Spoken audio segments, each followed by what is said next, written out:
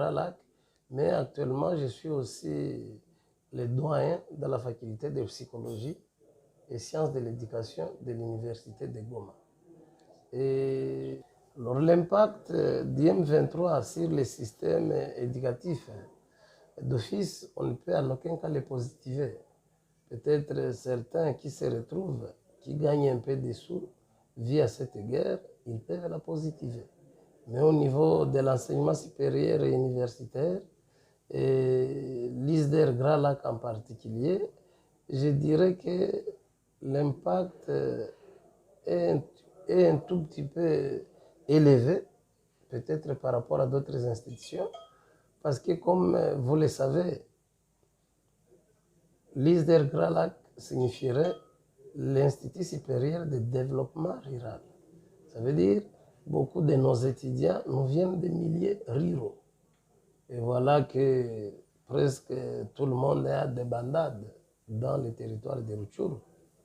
Et on ne peut pas espérer avoir les étudiants qui nous viennent du territoire de Rutshuru cette année à cause effectivement d'IM23.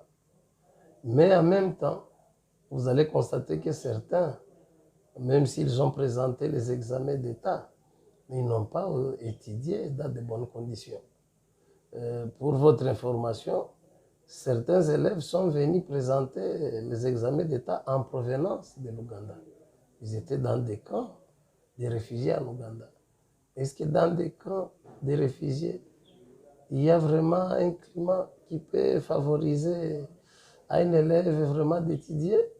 Est-ce que dans des cas de réfugiés, on réfléchit comme ça se doit? Parce qu'il y a de ceux-là et de ceux-là d'ailleurs qui sont traumatisés par cette guerre d'IM23. Et peut-être la première démarche, il faudrait voir comment les détraumatiser. Alors, certains qui peuvent, n'est-ce pas, avoir ce courage de venir même s'inscrire, quand ils entendent ce qui se passe dans leur milieu d'origine, vous comprenez que ça doit nécessairement impacter négativement même le mental. Et d'ailleurs, vous le savez bien, beaucoup de nos concitoyens de Rutshuru, ils sont cantonnés à Kanyaruchinya. Il y a des gens qui n'ont ni à manger ni à boire. Et quand il pleut, ils ne savent même pas sur quel sein se vouer. Et quelqu'un qui a, par exemple, sa famille à Kanyaruchinya, même s'il venait étudier, vous comprenez qu'il est déjà affecté négativement. Et comme tel, on ne peut en aucun cas dire que la guerre nous imposée par le M23, si pas la guerre nous imposée par le Rwanda via le M23, on ne peut pas vraiment dire que elle peut nous laisser indifférents, elle peut nous laisser indifférentes, parce que toutes les femmes, toutes les filles et les garçons, tout le monde confondu, nous sommes d'une manière ou d'une autre impactés négativement. En fait, nous avons même du mal, par exemple, à ne pas accepter quelqu'un parce qu'il n'a pas d'argent. Même certains viennent sans les frais d'inscription. Ils disent, nous avons vraiment la volonté d'étudier, mais mon papa, ma maman est à Kanyaruchinya. Et nous pensons que d'un moment à l'autre, ils peuvent regagner leur milieu d'origine et ils peuvent commencer peut-être à nous payer. Quelqu'un il a la volonté d'étudier, mais vous-même en vous parlant, vous sentez que quelque part il est coincé financièrement. Alors, au-delà d'être scientifique, au-delà d'être académique, nous sommes quand même des humains. Nous devons aussi tenir compte de certaines réalités. D'autres même, j'ai vu à la première comme à la deuxième session, quand il y a recouvrement, quelqu'un vous dit non, moi je suis de Rutshuru. On ne sait pas quoi faire. Alors dans des pays sérieux, je ne dis pas que le nôtre ne l'est pas, on devrait en principe même avoir à côté une caisse sociale capable de subvenir à certains besoins. Par exemple, par rapport à ceux-là qui ont perdu les leurs dans la guerre, qui ont perdu leurs biens. Et vous constatez que vraiment, ils sont même forts à l'école, à l'université. Et je pense que c'était même l'occasion, n'est-ce pas, d'interroger nos traditions anciennes. Où effectivement, quand on parle de l'Afrique noire traditionnelle, il y a certaines valeurs. Mais actuellement, c'est comme si on faisait abstraction. On vous disait, voilà, l'Afrique était hospitalière. Donc on pouvait, dans l'Afrique noire traditionnelle, accueillir quelqu'un, pas parce qu'il est de son village, pas parce qu'on le connaît, pas parce que vous parlez la même langue. Mais voilà, au-delà de tout ce que vous pouvez imaginer aujourd'hui, on accueillait tout le monde.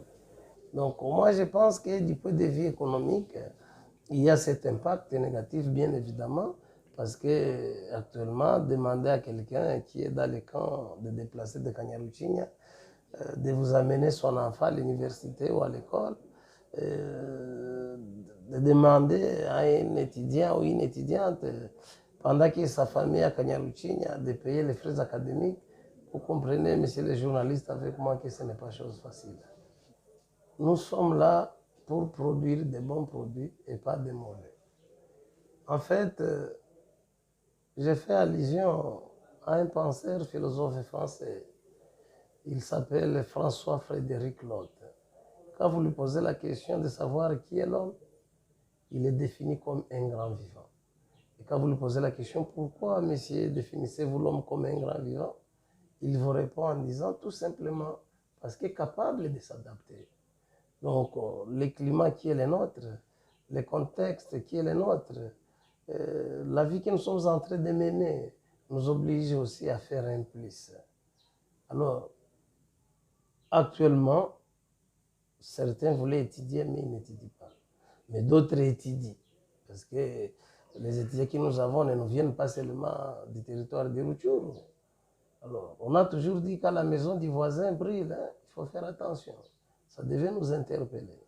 Alors, nous fournissons un effort supplémentaire et quand nous dispensons même nos matières, et j'ai demandé à l'ISDER d'être plus accueillant, de savoir que l'accueil, vraiment, c'est déjà un bon point de départ. Alors, une chose, c'est d'avoir les étudiantes et les étudiants, mais une autre chose, comment nous les encadrons, comment nous les formons, comment nous les éduquons, comment nous les instruisons. Alors, ici, à l'ISDER Grand Lac, nous fournissons un effort très remarquable allant dans ce sens. Et c'est ce que même je disais à la faculté de psychologie, sciences de l'éducation. Il n'y a même pas une heure à l'université de Goma. Nous sommes dans une faculté qui forme les psychologues. On les appelle les médecins des sociétés. Les gens des sciences de l'éducation, les pédagogues, les éducateurs. Et là, effectivement, nous devons faire un plus. Et je pense qu'en conjuguant nos efforts, en travaillant en synergie, nous pouvons toujours produire de très bons produits. Sinon, ça ne sert à rien. Je sais que peut-être dans certaines institutions, au lieu de former, on déforme. Au lieu d'éduquer, on déséduque. Au lieu d'informer, on désinforme. Mais ce n'est pas vraiment le cas dans d'autres institutions comme l'ISDER Grand Lac. Professeur Dr Joseph Kitaganya, nous vous disons merci. Nous rappelons également que vous êtes doyen de la faculté de psychologie à l'université de Goma. C'est moi qui...